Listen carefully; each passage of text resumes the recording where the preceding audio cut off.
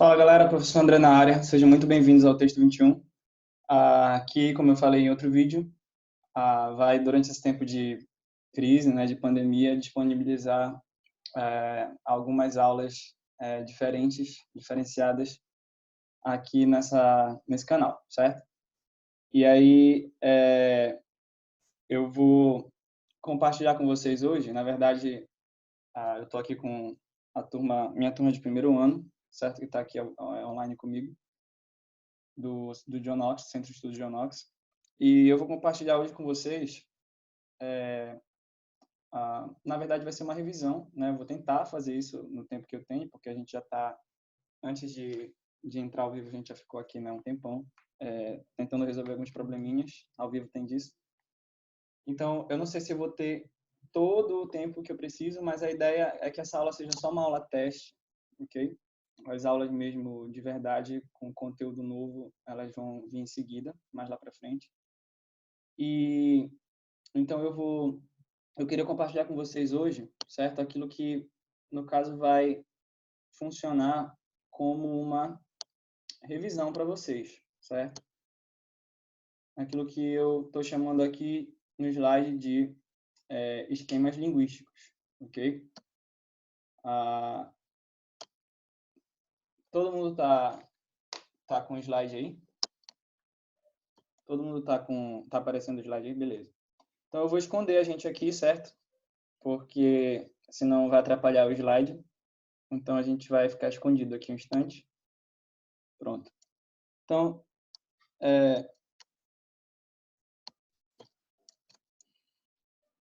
nossa aula vai ser sobre aqueles esquemas linguísticos, certo? Fazer uma rápida revisão com vocês sobre eles. E aí, se vocês tiverem alguma dúvida, vocês vão, para a gente não atrapalhar a gravação, para a gente não ficar agoniado, vocês vão colocando elas no chat, ok? E quando eu terminar, se sobrar um tempinho, eu deixo um tempo final só para a gente responder essas perguntas aí, certo? Então, são 7 esquemas linguísticos ao total, 7 esquemas que vão falar e dar um embasamento para a gente sobre os estudos linguísticos que são concernentes ao primeiro ano do ensino médio. E o primeiro, lembrem lá comigo, foi língua e linguagem, esses dois conceitos, certo? Que eu representei aqui através desse esquema, vocês devem lembrar. Que mostra que o conceito de linguagem ele é um conceito mais amplo, certo? Ele é um conceito que abarca qualquer tipo de processo comunicativo. Então, sempre que há comunicação, sempre que há a transmissão de uma mensagem, ok? Você tem, então, alguma linguagem sendo utilizada, ok? No centro desse conjunto, desse universo da linguagem, a gente tem aquele tipo de linguagem que se utiliza de palavras, certo? Quando a linguagem ela utiliza palavras, nós temos aquilo que nós chamamos de língua, o conceito de língua. Então, o conceito de linguagem abarca o conceito de língua. Por quê? Porque eu tenho outras formas de comunicação que não utilizam palavras, ok? Sons, imagens, enfim, todo tipo de signos não linguísticos, vamos dizer assim, sinais que não envolvem palavras e que transmitem uma mensagem. Então, nesse caso, você tem aquilo que a gente chama simplesmente de linguagem. Mas a língua acaba sendo esse ponto central, esse conceito central, essa circunferência central, porque no que diz respeito à sociedade humana, né, ao ser humano, a língua acaba sendo o elemento mais usado, mais comum, certo? Falamos também sobre os elementos do processo de comunicação, ou seja, se há comunicação, há elementos que estão envolvidos nesse processo, que são ao todo 6, ok? Eu tenho um emissor, que é de onde sai a mensagem, certo? Então, é o elemento no processo que transmite a mensagem. Eu tenho a mensagem em si, ok? Que é o texto, né? A comunicação, a ideia, o conceito que o emissor quer transmitir. Eu tenho o receptor, que é quem recebe, certo? Essa mensagem. Eu vou ter um referente, que é sobre o que essa mensagem vai falar, o assunto dela. Eu tenho um canal, que também é chamado de suporte, certo? Que vai dar condições para que essa mensagem chegue até o receptor, e o código, que é o como, né? É a forma como essa mensagem se processa. E aí eu disse para vocês que a gente tem 3 tipos de código: o código verbal, que é a língua, porque o código verbal é aquele que utiliza palavras, e a gente já viu que qualquer expressão de linguagem que utilize palavras é língua. O não verbal, certo? Que não utiliza palavras, e o misto, ok? Que utiliza tanto palavras quanto elementos não verbais. Falamos, então, em seguida, sobre os níveis de análise da língua ou da linguagem, ok? E eu disse para vocês que desse esquema viriam os demais, os outros 4 esquemas. E aí, o primeiro nível que você analisa é se você tem uma linguagem verbal, uma linguagem mista ou uma linguagem não verbal, ok? Ou seja, se você tiver uma linguagem não verbal, você nem vai provavelmente ir para os demais níveis. Então, esse é o primeiro nível que você tem que analisar. Você vai ver se essa mensagem, essa linguagem, ela está fazendo uso ou não de palavras, ok? Você, em seguida, num segundo nível, vai analisar se essa linguagem é formal ou ela é informal. Eu coloquei aí um X, né, que representa geralmente o versus, né, ou seja, uma coisa que é ou uma coisa ou outra, alternativa, mas, na verdade, talvez o melhor símbolo aí fosse o intervalo, porque você tem diferentes níveis de formalidade e informalidade, né? É mais um espectro do que, de fato, uma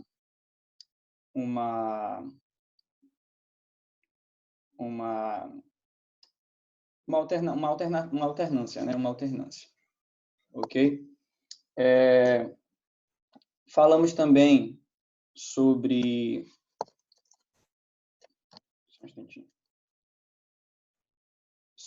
esse fato da linguagem ser determinado pelo contexto, já tinha mencionado isso, e no terceiro nível, língua oral e língua escrita, onde você vai analisar se esse texto, que é verbal, que usa palavras, está usando palavras faladas, ou se está usando palavras escritas. E aí eu disse para vocês fazendo aquela diferença, né, entre contexto interno e contexto externo. Então, daqui a pouco a gente vai analisar uma tirinha. O que eu quero dizer com isso?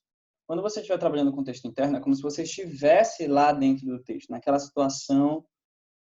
situação comunicativa, ok? E aí, se você está naquela situação comunicativa, por exemplo, você não vai entender que você está lendo alguma coisa, mas você está ouvindo.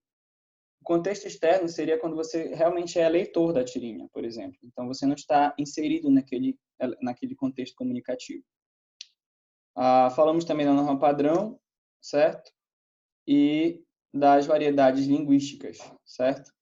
E aí, fiz a diferença com vocês entre norma culta e norma padrão, certo? A norma padrão é aquela variedade idealizada, ok?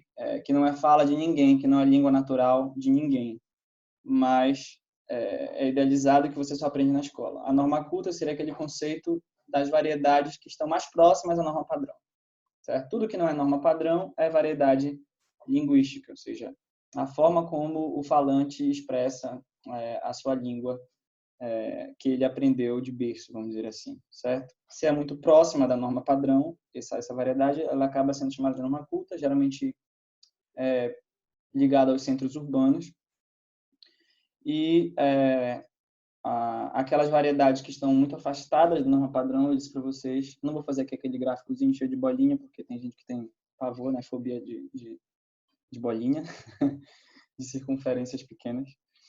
Então, mas aqueles que estão distantes da norma padrão são aquelas que a gente chama de variedades que acabam sendo alvo de preconceito linguístico, certo? E aí, se a gente está falando de linguagem oral ou língua escrita, né? A gente está falando de texto. Língua escrita, a gente está falando de um texto escrito. E o texto escrito, ele vai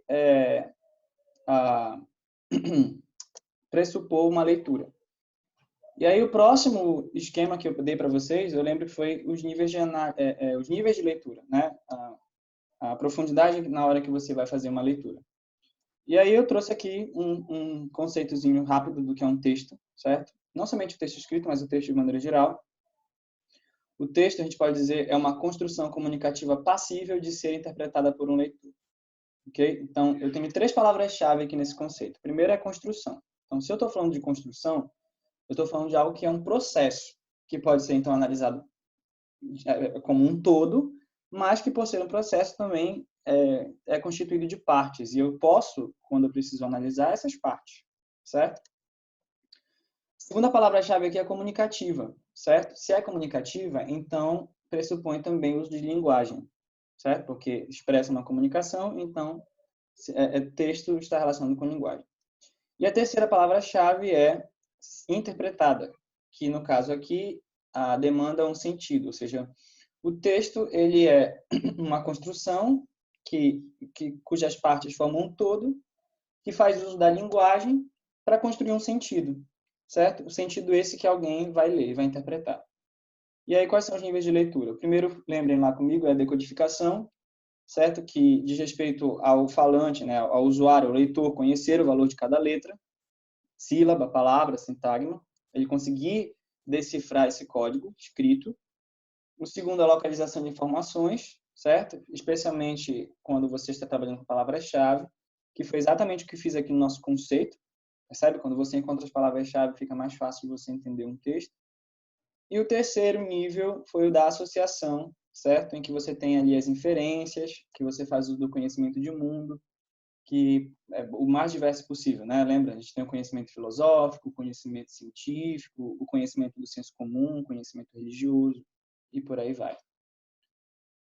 E aí observa aqui essa tirinha, né? Como exemplo. Você tem 2 meninos, o Armandinho e o Camilo, né? São 2 garotos. E o primeiro diz: Camilo, vamos apostar corrida até a Fê? Claro, e aí de repente ele para e diz: Dinho, espera, não posso correr agora. Ué, porque para mim não é seguro. Então observa aí que eu decodifiquei, eu li, certo? Mas essa tirinha fala sobre o quê? Ok? Vamos lá, ativem os microfones aí de vocês se vocês quiserem falar ou coloquem no chat. O que tem nessa tirinha como elemento que você precisa associar, fazer inferências de que não está sendo dito de maneira explícita, mas que faz parte aí também da leitura que você deve fazer. Ativem os microfones de vocês ou coloquem no chat o que vocês acham que está sendo dito aí. Professor, o senhor pode voltar para o slide anterior? Voltar para o slide anterior? É porque eu não tirei print de um slide. Não te preocupa, filhote, que isso vai ficar disponível para vocês depois, tá? A pergunta é: qual é a parte, o que vocês têm nessa tirinha que vai precisar do elemento da associação para fazer a leitura? Acho que é o perigo de pisar no gatinho. Não é essa a preocupação do Camilo. Pensa mais um pouco, olha no terceiro quadrinho o que está perto da Fê. Não é só o gatinho, que é essa figura meiga, essa figura frágil, tem uma outra figura também. Pode falar, Júlio.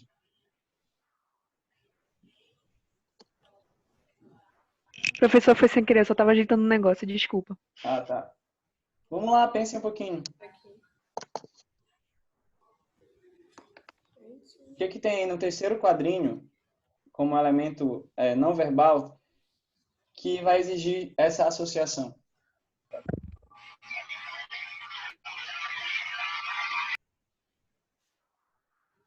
Dou-lhe uma. O policial tem arma. Oi? É o racismo. Isso. Alguém falou aí a palavra-chave dessa tirinha, certo? Eu não consegui pegar quem foi. Mas observa que a questão é que junto à Fê, perto da Fê, há um policial, certo? E você vê, você precisa, você consegue acessar isso através da associação, através da leitura prévia que você tem, né, de mundo, conhecimento prévio que você tem de mundo. Você associa isso pelo coturno, pela farda, pelo tipo de calça, e bem ali aquilo que é o suporte para uma arma. Então, o que essa tirinha está trabalhando, o tema que ela está trazendo é o do racismo, no sentido de que o Armandinho poderia correr, certo? Passar correndo na frente de um policial e seria apenas uma criança brincando. Mas o Camilo, como ele é negro, o que a tirinha está trazendo de crítica é isso, né? De denúncia é isso. Como ele é negro, ele correria junto ao policial e o policial poderia confundi-lo com alguém, né, que está fugindo depois de ter cometido algum delito. Entendeu? Então ele ia correr com o Armandinho. Ele gostou da ideia a princípio em direção à Fê, mas aí depois ele diz, olha, para mim não é seguro. E aí a tirinha acaba aí, a parte verbal, mas a não verbal continua e você faz essa associação, né, através do conhecimento de mundo para as experiências que você já tem. Então, é aquilo que eu sempre digo, você precisa, quanto mais você tem acesso à cultura, né? Quanto mais você já leu, quanto mais você fica ligado nas coisas que estão acontecendo, maiores são as suas possibilidades de você fazer uma leitura adequada, certo? Uma leitura mais profunda, certo? E alcançar os 3 níveis de leitura. Vamos seguir que o tempo corre. Aí a gente falou de tipos de gramática, certo? Porque quando a gente pensa em norma padrão, a gente pensa muito na gramática normativa, mas eu mostrei para vocês, certo? Que existem aí pelo menos uns 5 tipos de gramática. Além da normativa, que é aquela que você aprende na escola, que quer te dizer como a língua deve ser. Você tem a intuitiva, que é aquela gramática que todo mundo traz de berço, aquela gramática interior, que o falante pode até não saber explicar, mas ele sabe usar. Em seguida, você viu comigo a descritiva, que ao contrário da normativa, né? Que quer dizer como a língua deveria ser, simplesmente diz como a língua é, tá? Trabalhando a língua no aspecto sincrônico, ou seja, ela fixa um tempo e ela então verifica como é que está ao mesmo tempo essa língua nos diversos espaços. Você tem a histórica, certo? Que é aquela gramática que vai trabalhar o inverso da descritiva, no sentido de que ela é diacrônica, ela vai trabalhar uma mesma língua através do tempo. E, finalmente, a comparativa, que vai trabalhar com a comparação entre línguas,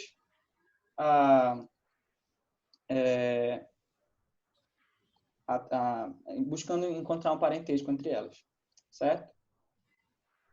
E aí nós vimos os tipos de variação, certo? Que a gramática descritiva tenta abarcar.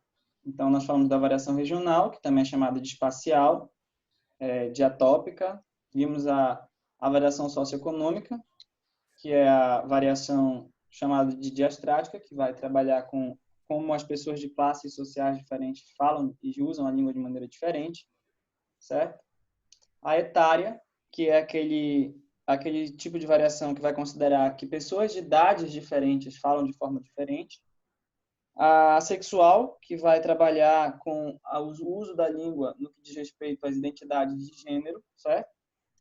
A contextual, que é aquela variação também chamada de variação de registro, o Enem utiliza esse termo para essa variação de registro, ou conhecida também como diafásica, que vai mostrar como uma mesma pessoa fala de forma diferente dependendo do contexto, dependendo do ambiente em que ela se encontra. Ok? E a variação histórica, que eu coloquei aí coloquei um asterisco, né? Porque eu disse para vocês que, na verdade, não é uma variação, é mudança. E eu fiz essa diferença com vocês em sala de aula entre variação e mudança, a diferença de variação e mudança. Variação, ela diz respeito à coexistência das formas que são diversas, enquanto que a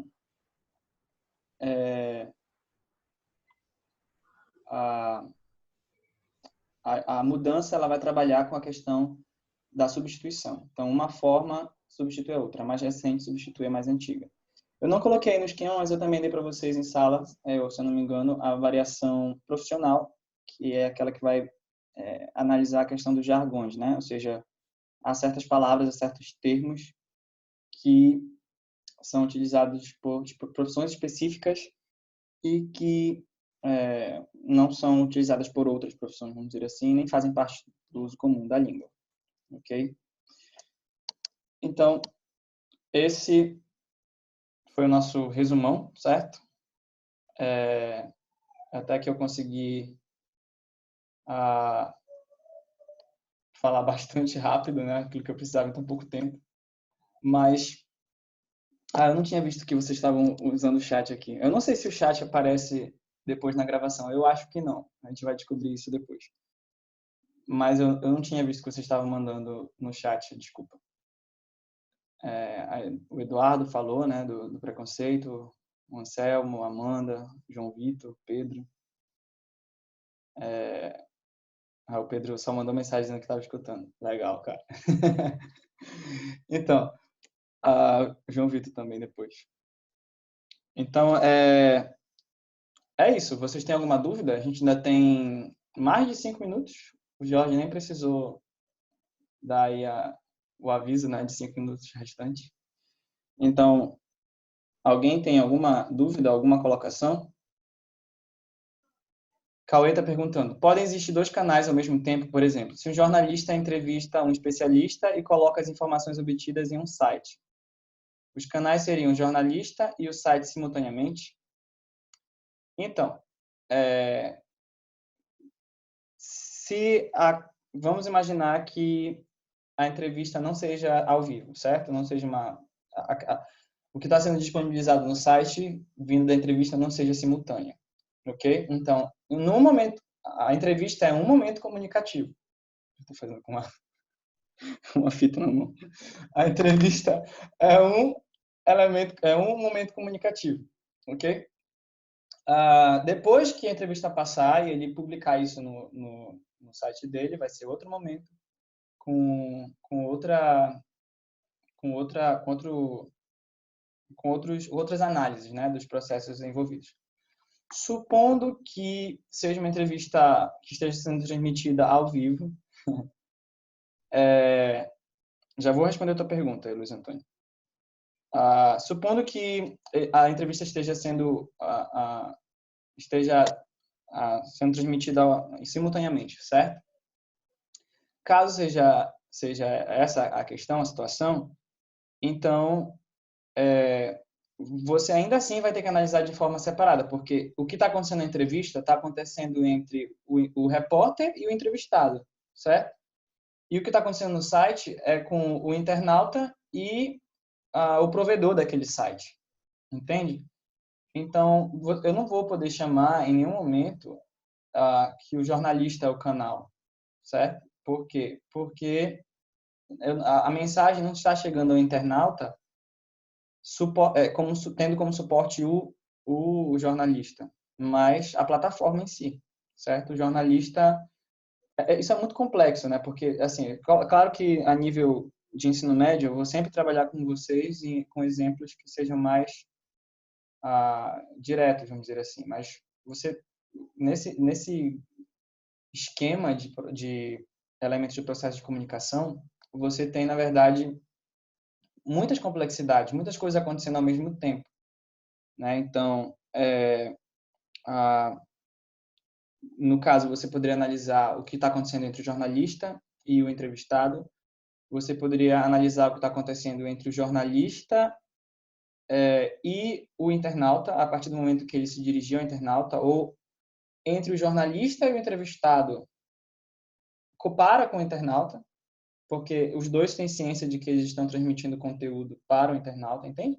Então, as possibilidades aí são muitas. Depende muito do recorte que você está fazendo na sua análise. Esse é o termo, certo? Não sei se eu respondi direitinho a tua pergunta. Não sei se eu tirei tua dúvida. Se tiver tudo ok, dá um ok aí para mim. Uma simples imagem pode ser considerada um texto. Sim, ok? Lembra lá do conceito que eu dei? Acabei de dar no slide, né? Se eu tenho um processo envolvido, um processo de construção, certo? Envolvido, e uma imagem, ela não é uma coisa que vai estar pronta assim, né? Bum, pronto, terminei. Não, ela vai exigir mesmo uma imagem simples, ela exige um planejamento, alguém constrói aquilo, não está pronto na natureza. Certo? E se essa imagem, ela transmite uma mensagem carregada de sentido, então sim, uma imagem será um texto, ok? Uma obra de arte, por exemplo, no museu é um texto, ok? Claro que essa questão do sentido envolve questões as mais diversas, né? O contexto, para quem que eu estou produzindo aquilo, certo? Quem sou eu e quem é que vai receber o meu texto, quem é que vai receber o que eu estou produzindo, ok? Isso é muito variável, né?